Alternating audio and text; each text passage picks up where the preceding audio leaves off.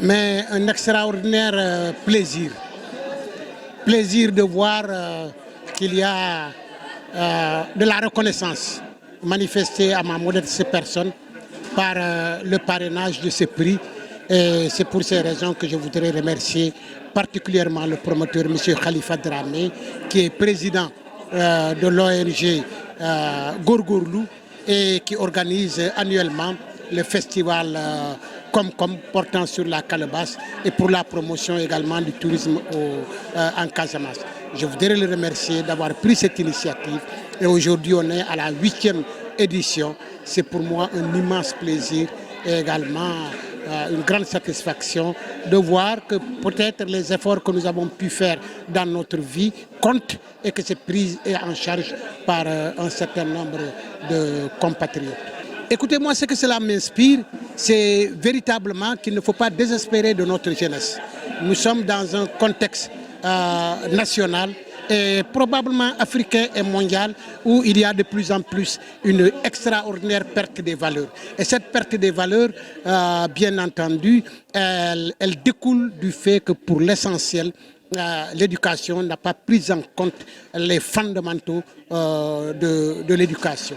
Et aujourd'hui, recentrer cela par des initiatives du genre, de l'encouragement, de la réflexion au niveau de l'école par les apprenants est pour moi une excellente chose.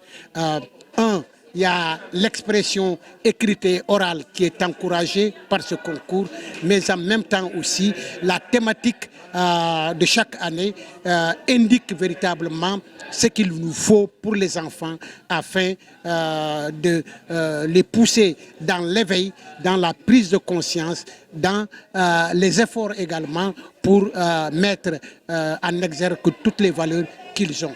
Nous avons niché chez les enfants des compétences extraordinaires.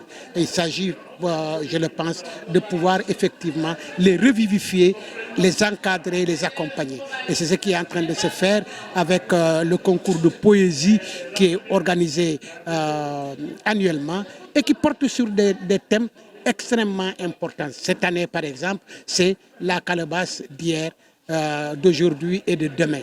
Autrement dit, comment faire pour qu'on puisse, j'ai envie de dire, ancrer les enfants dans une tradition aux valeurs positives afin que cela puisse effectivement les aider dans la vie d'aujourd'hui, mais que ça les accompagne également vers l'âge adulte et la vieillesse. Oui, je pense qu'il faut effectivement pérenniser cela. Il est heureux, et c'est là l'occasion de saluer tous les efforts qui sont faits par l'inspection d'académie pour accompagner ce concours. Je pense effectivement qu'il faut les pérenniser. Il faut les pérenniser pour sortir les enfants de la tyrannie de l'écran.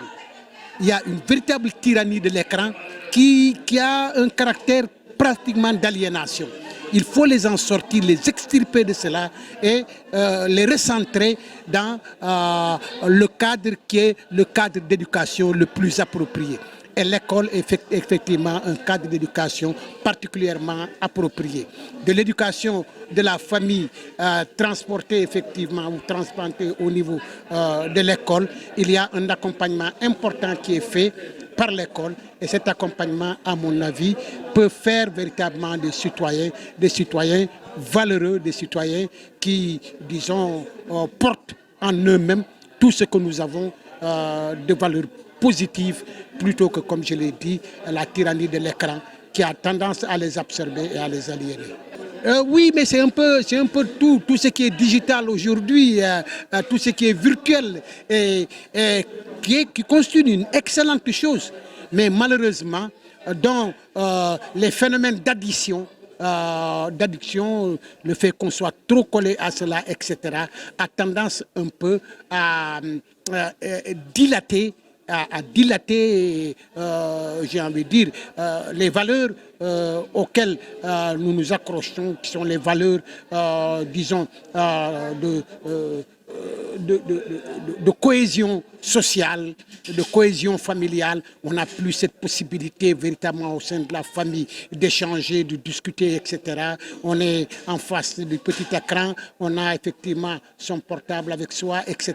Bref, il y a de plus en plus une perte d'un certain nombre de valeurs sociales fondées effectivement sur la cohésion, la solidarité et autres. Et je pense véritablement que ces efforts qui sont faits d'un recentrage sur l'école peuvent permettre effectivement d'atténuer un peu cet impact tout à fait négatif.